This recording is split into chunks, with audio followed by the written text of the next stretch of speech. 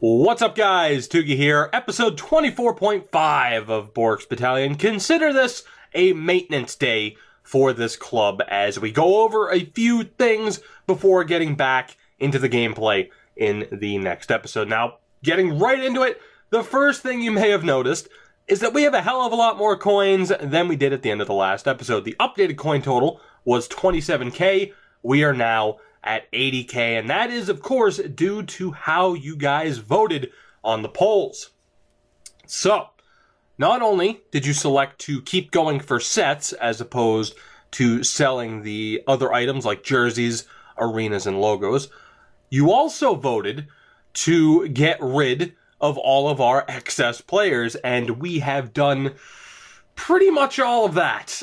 We have 24 items left, and then every player that we weren't using is gone, with the exception of Connor McDavid. You guys voted to keep him. We have done that. Line and Matthews, though, are gone, and they are a big part of the reason as to why our coin total is the way it is. But yeah, we have 24 players left.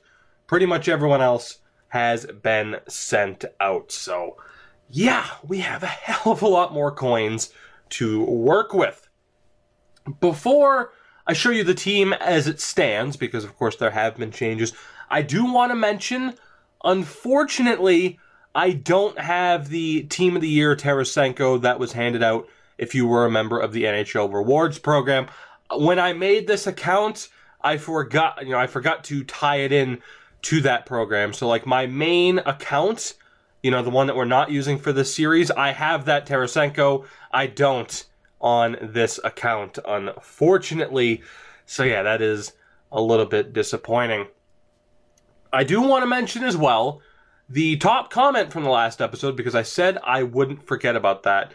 The top comment was to go out and get Chris Neil once again. And guys, I would like to. I really would like to.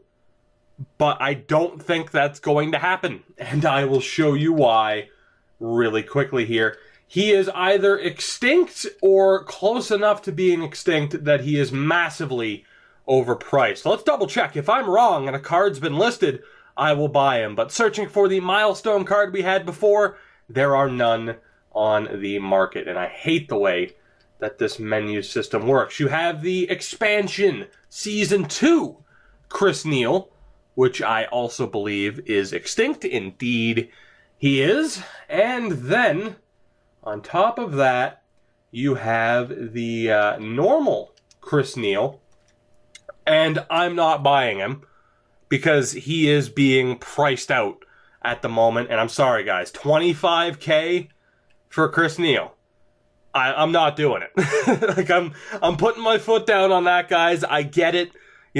People would love to see Chris Neil back on this team after what happened earlier in the series, but I'll keep an eye out for Chris Neil. I won't forget that top comment, but for now, there's no fucking way. 20k if I go for that. I mean, I could start to bid for that one that has just under 15 hours left. It's not going to happen at the moment. But aside, that does bring me to the last thing I wanted to talk about, and that is how we are going to handle the team moving forward, because with Chris Neil, with Patrick Laine, Austin Matthews, Connor McDavid, we had the situation of putting other people into the lineup and then just having them sit there on the club. So for example, right now, Connor McDavid, I ended up selling Bourque, although he was doing well, and we had McDavid back in the lineup. And then defensively, Keith Yandle is in for Brody. They're actually almost exactly equal in terms of ability. Brody sold for a little bit more, or was selling for a little bit more than Yandle, so we decided to go with Keith Yandle. And then, of course, the goaltending is still the same. Peter Budaj, now the backup. Robin Lehner has been sold. I think moving forward, what I want to do is, I hit the bumper one too many times. What I want to do is, if we have a situation, say we pack, or the top comment is, okay, Chris Neil, for example. Say we get Chris Neil, right? We will try him out for that episode. The 2 to 3 games that we play, he'll be in the lineup. At the end of that episode, I'll say, okay, do we want to keep Chris Neil, or do we want to go with whoever he replaced? So for example, let's say we take out Michael Grabner so that Chris Neil can play. We see how Chris Neil does, and then in the poll, I'll put up a poll, and I'll leave it up to you guys. Who do we go with, Chris Neil or Michael Grabner? Whoever loses that poll, we immediately sell if we can, and we move forward. That way, there's no hang-ups. It's 100% up to you guys, and I wish I had done this idea from the start, because this team at the moment, with the exception of having McDavid in, because certain stats I look at, actually, Bourque was at a slight advantage over Connor McDavid. And offensively, I look at acceleration, agility, speed, the wrist shot accuracy and power, deking, hand-eye passing, puck control, and the offensive awareness. Add all those numbers up, average it out, and that's how I've been going, and I've been doing that method for years, and clearly it's been working out fairly well for me. Defense, I mainly focus on the acceleration, agility, speed, defensive awareness, and stick checking. So that's what I've been doing as of late, and that's why Connor McDavid and Austin Matthews were out of the lineup. Patrick Laine was just out of the lineup because I just could not get him to perform at a high level at all. He was awful for me, and I am hoping that in the upcoming Matthews versus Laine, he ends up being half decent. So in a way, it is going to be nice to not have those two players on this team, although, of course, they weren't the best version of those players with the upcoming Matthews versus Laine series. But overall, guys, we have a higher coin total.